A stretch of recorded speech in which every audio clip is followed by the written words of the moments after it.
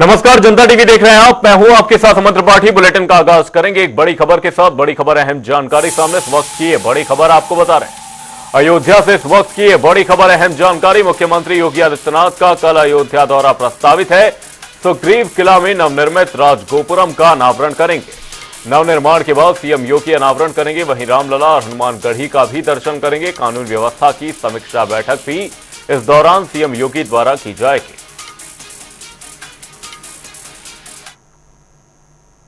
बहन और भाइयों, मैं तो आज आपके पास आया हूं कहने के लिए, मैं लोकसभा चुनाव के समय यहां पर धैर्यशील माने के समर्थन के लिए आया था। आपने अपना समर्थन और आशीर्वाद उन्हें दिया, इसके लिए कृतज्ञता ज्ञापित करने के लिए आया हूं, आभार व्यक्त करने के लिए आया हूं और आपको अवगत कराने के लिए आया हूं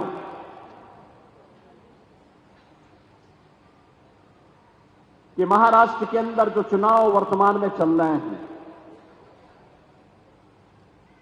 ये चुनाव मात्र सत्ता के लिए नहीं है।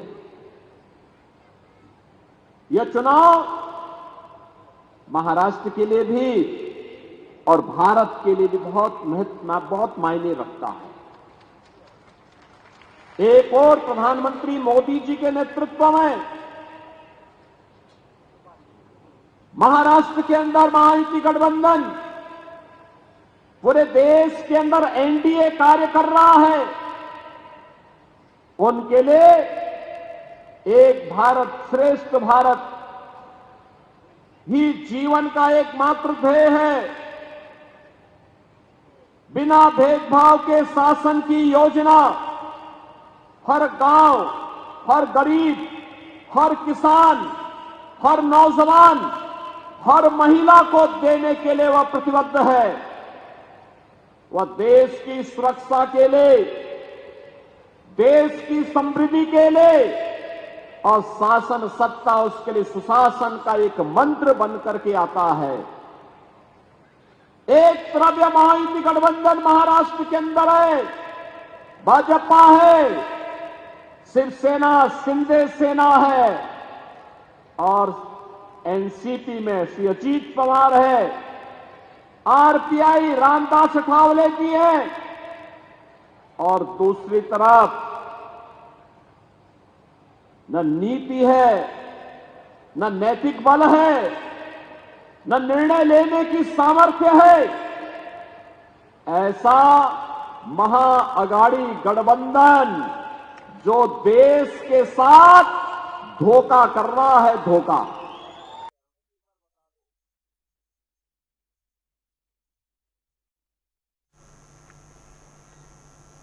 इसी बीच रुक करेंगे एक बड़ी खबर की ओर। बड़ी और अहम जानकारी लखनऊ से सामने इस वक्त की। यह बड़ी खबर आपको बता रहे हैं, लखनऊ में डिप्टी सीएम ब्रजेश पाठक ने बैठक की है। झांसी में अग्निकांड के बाद अफसरों की बैठक ली गई है।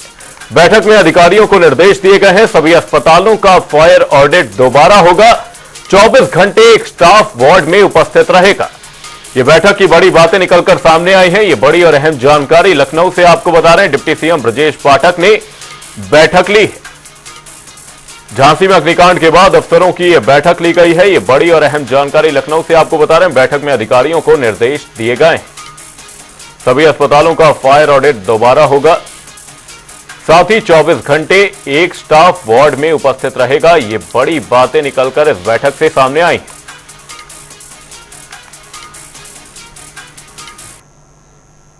केसर आमतौर पर कश्मीर की ठंडी जलवायु और अनूठी मृदा स्थितियों में ही पैदा होता है, लेकिन लखनऊ के रहने वाले हेमंत ने इसे एयरोपोनिक तकनीक से पैदा किया है। बता दें कि इस तकनीक में मिट्टी की जरूरत नहीं होती। एयरोपोनिक मेथड का उपयोग कर श्रीवास्तव ने एक एयर कंडीशनर हॉल में केसर पैदा किया, जहां बिना मिट्टी के इसके पौधे उग रहे हैं। इसी को लेकर हमारे संवाददाता ने हेमंत श्रीवास्तव से खास बातचीत की। क्या कुछ रहा इस बातचीत में, वो सुनिए। हेमंत जी हमारे साथ हैं, बहुत बहुत स्वागत है आपका जनता टीवी। नमस्कार नमस्कार, थैंक यू। तरीके से अगर बात चल रही है कि कश्मीर का केसर जो है वो लखनऊ में उगाया जा रहा है, एक तो पहले कश्मीर की जो केसर है उसकी विशेषता बताइए, किस तरीके से वो बेटर है और कैसे ये सब जो है वो अलग जलवायु के द्वारा, अलग एटमॉस्फेयर के द्वारा यहाँ पॉसिबल हो पा रहा है। जरूर जरूर। तो कश्मीर का जो केसर है उसे हम मोगरा कहते हैं। मोगरा जो है वर्ल्ड का जो बेस्ट क्वालिटी है केसर वही होता है। होता तो और भी जगह है, जैसे ईरान है, अफगानिस्तान है, स्पेन में भी होता है, कुछ और 2-4 कंट्रीज में भी होता है, लेकिन जो बेस्ट क्वालिटी है वो कश्मीर का मोगरा ही है। और उसको हम यहाँ पे लखनऊ में उगाने की कोशिश किए हैं और यहाँ पे हम उसमें सक्सेसफुल रहे हैं। तो उसका रीजन ये है कि पहले तो हमने एरोपोनिक मेथड का उसका इस्तेमाल किया, जो बिना सॉइल और बिना एक तरीके से वाटर डायरेक्ट डालने की उसमें जरूरत नहीं होती और बिना मिट्टी के होता है।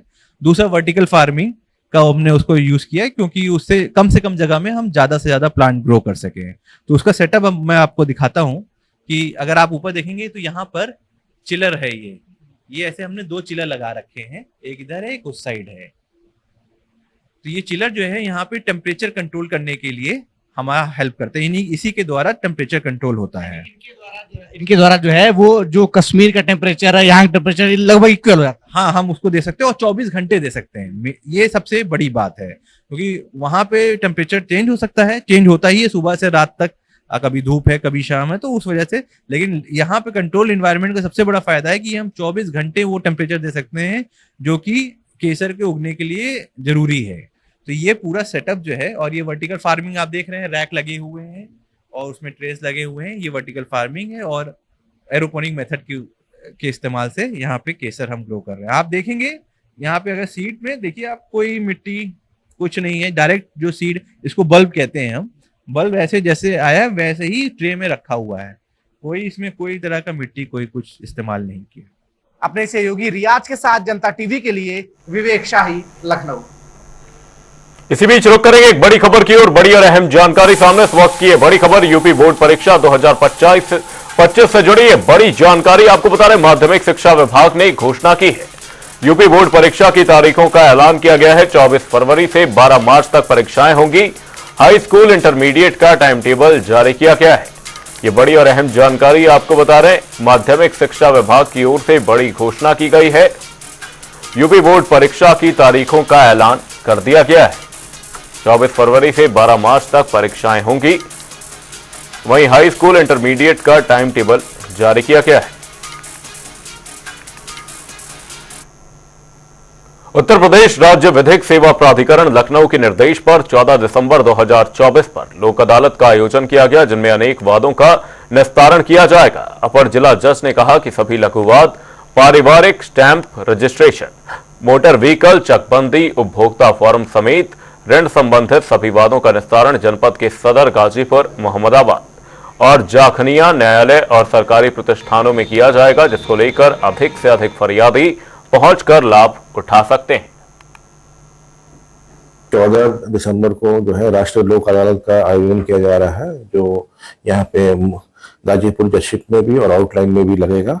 इसमें लोक अदालत में जो है छोटे क्रिमिनल मामले, पीटी ऑफेंस लगते हैं और जो मामले कंपाउंडेबल हैं और चालान से संबंधित और सिविल के मुकदमे लगते हैं, जिसमें बंटवारा का वाद हो गया और किराएदारी वाद, ये इस तरह का वाद लगते हैं। चेक बाउंस के मामले 138 के जो मामले हैं और जो भरण पोषण से संबंधित पारिवारिक मामले हैं, इस तरह के कई सारे मुकदमे लगते हैं। यहाँ गाजीपुर की आम जनता से मेरा अनुरोध है कि लोक अदालत में जो है जो 14 दिसंबर को आयोजित की जा रही है, उसमें ज़्यादा से ज़्यादा मुकदमे, जो आप सभी के मुकदमे हैं, उसमें आकर ज़्यादा से ज़्यादा मुकदमे का निस्तारण कर इस लोक अदालत को सफल बनाएं। और इस लोक अदालत में मतलब आप लोग को बहुत बेनिफिट मिलेगा। जो बैंक वगैरह से रिकवरी है उसको कम से कम वो किया जाएगा। बिजली है, पानी है, कि जो भी आपकी समस्या है और उसकी कोई एप्लीकेशन वगैरह है तो आप देखें, उसे कम से कम में आपको जितना से ज़्यादा छूट मिल सके उसका लाभ दिया जाएगा। धन्यवाद। झांसी मेडिकल कॉलेज में हुए हादसे के तहत 10 बच्चों की झुलसकर मौत हो गई थी, जिसके बाद बच्चों की संख्या 11 हो गई थी। इसी के चलते आज एक और बच्चे की मौत हो गई है, जिसके बाद बताया जा रहा है कि मेडिकल कॉलेज के प्रधानाचार्य का मामले पर कहना है कि इस बच्चे का बर्न इंजरी से कोई संबंध नहीं है, अन्य बीमारी के कारण इसकी मौत हुई है।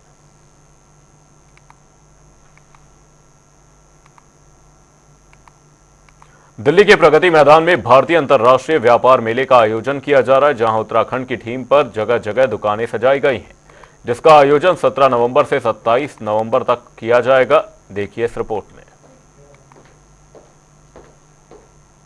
कोशिश कर रहे हैं। उत्तराखंड पवेलियन के बाहर हम हैं और हम आपको उत्तराखंड पवेलियन के अंदर भी दिखाएंगे क्या कुछ खास है, लेकिन फिलहाल बाहर क्या कुछ जो दिखाने की कोशिश है उत्तराखंड पवेलियन में वो दिखाई गई है। जो ये जो केदारनाथ है उसकी झलक यहाँ पर देखने को मिलती हुई जो है नजर आती है। इसी तरीके से विकसित भारत 2047 जो कि इस बार एक मूल मंत्र कहा जा सकता है अंतर्राष्ट्रीय व्यापार मेले का, वो देखने को मिलता नजर आ रहा है। आइए आपको अंदर लेकर चलते हैं और क्या कुछ जो उत्तराखंड के पवेलियन में खास है वो दिखाते। सबसे पहले जैसे ही एंटर करेंगे मानस खंड मंदिर माला मिशन के तहत जो चीज़ें हैं वो जो है देखने को मिलती हुई नजर आ रही है। जो जगेश्वर धाम है वो यहाँ पर उत्तराखंड के पवेलियन में जो है दिखाया गया। इसी तरीके से जो फ्लैटेड फैक्ट्री रुद्रपुर है उसकी झलक जो है उत्तराखंड के इस पवेलियन में जो है देखने को मिलती हुई जो है नजर आती है। और ख़ासतौर पर अगर हम खरीदारी के लिहाज से बात करते हैं तो कई सारी जो उत्तराखंड की चीज़ें हैं उनकी जो झलक है या फिर उनकी खरीदारी दिल्ली में ही जो तमाम जो पर्यटक हैं वो करते हुए जो है नज़र आ सकते हैं। अलग अलग दुकानें यहाँ पर हैं जिसमें कुछ में जो जैकेट्स हैं वो मिल रही हैं, गर्म कपड़े जो हैं वो जो है मिल रहे हैं। इसके अलावा अगर हम बात करते हैं तो जो उत्तराखंड की जो है तमाम जो कही जा सकती है बद्री गाय का शुद्ध देसी घी जो है वो जो है यहाँ पर जो है लाया गया है। तो ऐसे में तमाम उत्तराखंड से जुड़ी हुई जो चीज़ें हैं वो दिल्ली में जो है जो पर्यटक आएंगे उनको मिलती हुई नजर आएगी। बिजनेस डेज जो है फिलहाल इस जो अंतर्राष्ट्रीय पवेलियन है या फिर कहीं की अंतर्राष्ट्रीय व्यापार मेला है उसके चलते हुए जो है दिख रहे हैं। और ऐसे में अगर हम बात करते हैं तो और क्या कुछ खास चीज़ें हैं। देखिए जैसे ऋषिकेश में हम बात करते हैं तो कर्णप्रयाग में जो रेल प्रोजेक्ट है उसको लेकर जो है वो झलक उसकी यहाँ पर जो है दिखाई गई है। इसी तरीके से हम बात करते हैं तो टेहरी डैम जो है उत्तराखंड का उसकी झलक जो है उत्तराखंड के इस पवेलियन में देखने को मिलती हुई जो है नज़र आ रही है।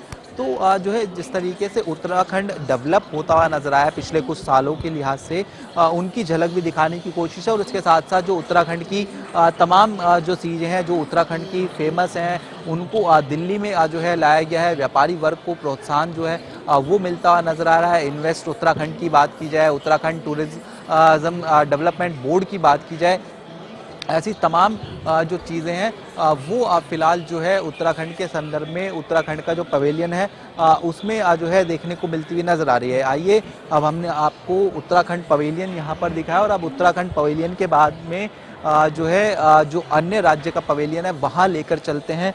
मध्य प्रदेश का पवेलियन हम दिखाते हैं कि उसमें क्या कुछ खास जो है वो इस बार है। मध्य प्रदेश पवेलियन की हम बात करते हैं तो सबसे पहले बाहर की झलक दिखाते हैं। एक भव्य तरीके से जो एंट्रेंस गेट है वो मध्य प्रदेश पवेलियन का जो है बनाया गया। हालांकि अभी कई चीज़ें जो है ऑनगोइंग प्रोसेस में है क्योंकि बिजनेस डेज चल रहे हैं। जो है उन तमाम चीज़ों को जो है बनाने की कवायद जो है वो होती हुई नज़र आ रही है।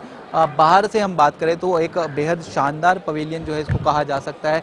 बाहर अलग अलग जो कलाकृतियां हैं वो देखने को मिलती हुई नज़र आ रही है। खजुराहो की कलाकृति के संदर्भ में बात करें वो जो है यहाँ पर जो है दर्शाई गई है कि किस तरीके से जो मूर्तियाँ होती हैं उस समय के जो जो आर्टिफैक्ट्स होते हैं वो यहाँ पर दिखाए गए हैं। इसी तरीके से जो अगर हम बात करते हैं तो बीड नेचुरल आर्ट गैलरी जो है वो यहाँ पर दिखाई गई है। अमरकंटक की जो चीज़ें हैं वो यहाँ पर जो है देखने को मिलती हुई नज़र आ रही है। कलाकृतियाँ वो यहाँ पर जो है शोकेस की गई है। और उसके आगे अगर हम बात करते हैं जो पावर प्लांट है वो दिखाया गया है। तो फिलहाल बाहर से हमने आपको दिखाया कि किस तरीके से जो मध्य प्रदेश का पवेलियन है वो जो है एक देखने को मिलता हुआ नज़र आ रहा है। और अब एक बार हम अंदर से भी हम दिखाएंगे कि किस तरीके से जो अंदर जो मध्य प्रदेश का पवेलियन है वो जो है देखने को मिलता है। विकसित भारत मध्य प्रदेश @2047 उसकी झलक जो है देखने को मिलती हुई नजर आएगी।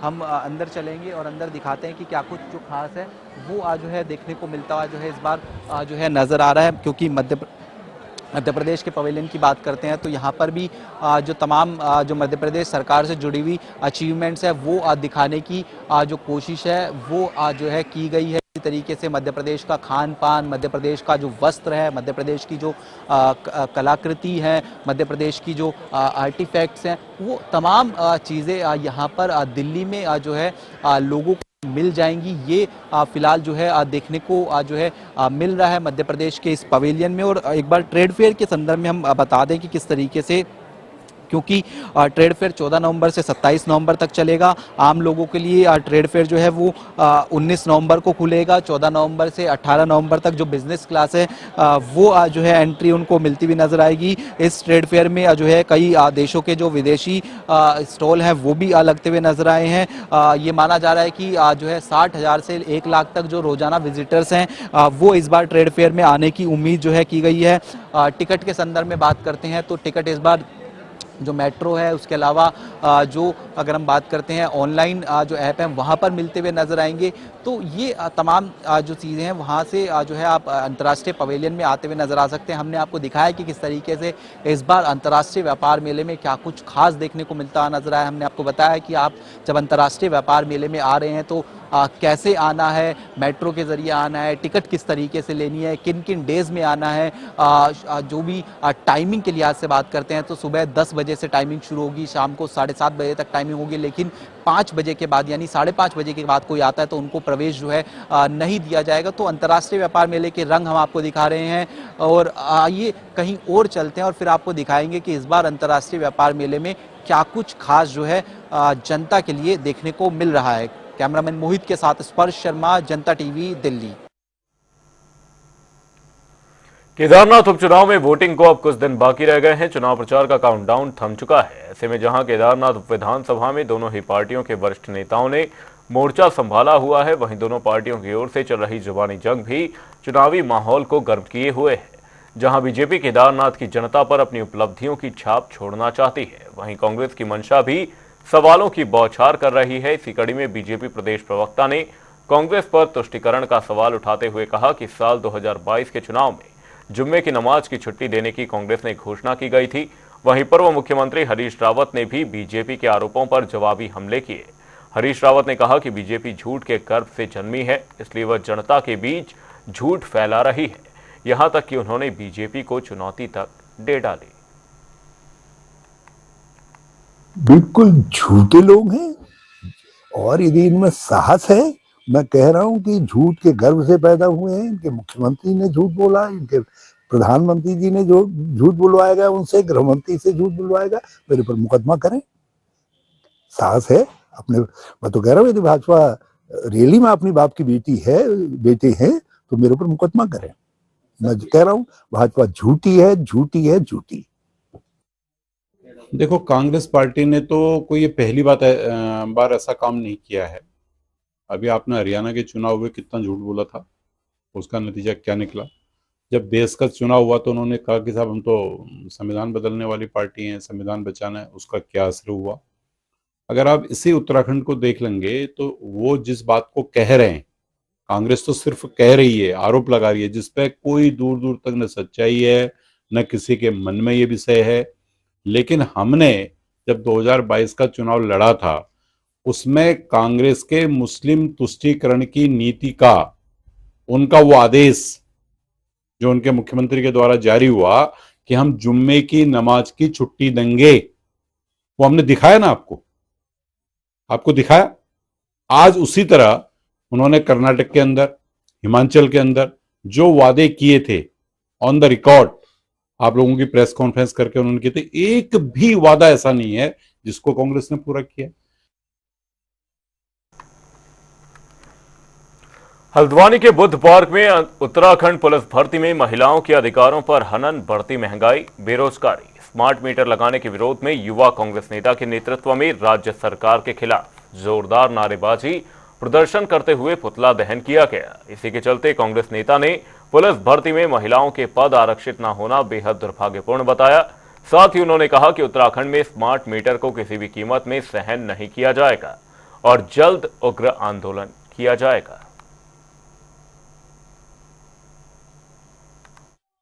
राज्य सरकार लगातार हर मोर्चे पर विफल साबित होती जा रही है। जिस तरीके से अभी उत्तराखंड पुलिस भर्ती के दौरान जो बेटियों को 30% आरक्षण रिजर्व था, उसमें डाका डालने का काम किया, वो निश्चित तौर पर बहुत दुर्भाग्यपूर्ण है। अगर बात करें बेरोजगारी की, बात करें महंगाई की, तो उसमें एक और जख्म देने का काम इन्होंने किया। स्मार्ट मीटर के नाम पर अडानी अंबानी को लगातार लाभ पहुंचाने का काम। तो गरीब लोग स्मार्ट मीटर को किसी भी कीमत में बर्दाश्त नहीं करेंगे। ये लूट का अड्डा है, लोगों को उत्पीड़न का अड्डा है। तो स्मार्ट मीटर का पूरी तरह से हम लोग विरोध करेंगे। और जिस तरीके से बेटियों के हकों के साथ कुठाराघात किया जा रहा है, वो भी बेहद दुर्भाग्यपूर्ण है। साथ ही साथ बात करें महंगाई और बेरोजगारी से निपटने में राज्य की सरकार पूरी तरह से विफल साबित हो रही। तो ऐसी सरकार को सशक्त कदम उठानी चाहिए ताकि प्रदेश के लोगों को भला हो सके। देहरादून में पीसीएम ग्रुप और लॉयंस क्लब ने एक आश्रय भवन का निर्माण कराया है, जिसकी शुरुआत आज भूमि पूजन से की गई है। ये आश्रय भवन में वृद्धों के लिए कुछ अच्छा करने का प्रयास किया जा रहा है।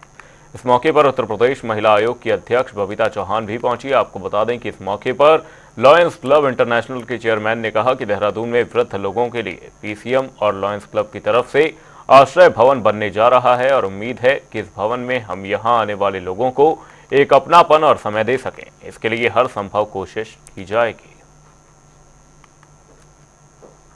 सबसे पहले तो मैं पीसीएम लायंस आश्रय गृह आज उसका फाउंडेशन रखा गया है। मैं बहुत बधाई देना चाहता हूं मित्तल साहब को, जो हमारे डिस्ट्रिक्ट गवर्नर हैं, उनकी पूरी टीम को, और स्पेशली अपुल मित्तल जी को, कि लायंस के सहयोग से, लायंस के साथ जुड़कर पीसीएम ग्रुप ने जिस तरह से आज लायंस का सहयोग किया है, निश्चित तौर पर मुझे लगता है जब आश्रय गृह बनेगा, मुझे लगता है हमारे देश में पहले जरूरत नहीं थी। हमारे देश में आश्रय गृह को लोग कहते थे उनकी क्या आवश्यकता है, ये दुनिया में और देशों में होते थे।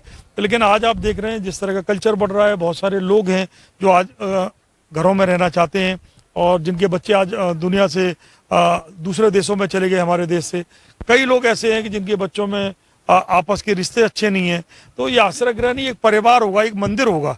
और जब लायंस के साथ जुड़कर पीसीएम ग्रुप ने ये किया है, तो निश्चित तौर पर आपको एक मंदिर के रूप में डेवलप मिलेगा। जिस दिन बनकर आएगा, उनकी सेवा उनके परिवार के सदस्यों के रूप में होगी। जी बिल्कुल, ये बहुत अच्छी बात है कि देहरादून जैसी जगह में, मुझे नहीं पता कि शायद पहले कोई है या नहीं है, बट जैसा अब हम यहाँ देख रहे हैं कि पीसीएम ग्रुप और लायंस क्लब के सौजन्य से ये यहाँ एक वृद्धाश्रम बनाया जा रहा है तो इससे अच्छी बात नहीं होगी। लेकिन फिर भी मैं कहना चाहती हूँ कि जैसे वृद्धाश्रम बनाए जा रहे हैं, तो ये हिंदुस्तान का कल्चर नहीं है वृद्धाश्रम वाला, पर फिर भी क्योंकि मजबूरी होती है कि कई बार ऐसे वृद्ध भी आते हैं, हमारे संपर्क में भी बहुत सारे आते हैं। जैसे जितेंद्र जी हैं, वो बहुत सालों से समाज सेवा में जुड़े हुए हैं और खुद उन्होंने भी एक आगरा में एक वृद्धाश्रम की एक भूमि पूजन किया था और बहुत अच्छा चल भी रहा है वो। लेकिन ये बहुत ही दुखद बात है कि कम से कम हमारी कल्चर में तो ये सही नहीं है, हमारे संस्कार तो ये नहीं है कि हमारे वृद्धों को आश्रम में रखा जाए। पर फिर भी कई जगह ऐसी होती है जिनके पता नहीं होता, या बहुत ही ज्यादा त्रस्त ऐसे होते हैं कि जिनके बच्चे रखने को किसी भी कीमत पर तैयार नहीं होते। तो अब ये अगर उनके लिए इतने अच्छे वातावरण में, और यहाँ अगर ये पीसीएम ग्रुप और लायंस क्लब के माध्यम से अगर ये बन रहा है, तो मैं कहती हूँ ये बहुत ही एक अच्छी बात है। बुलेटिन में फिलहाल के लिए सिर्फ इतना। कहीं जाएगा नहीं, जनता डे पर खबरों का सिलसिला रहेगा जारी। तब तक के लिए नमस्कार।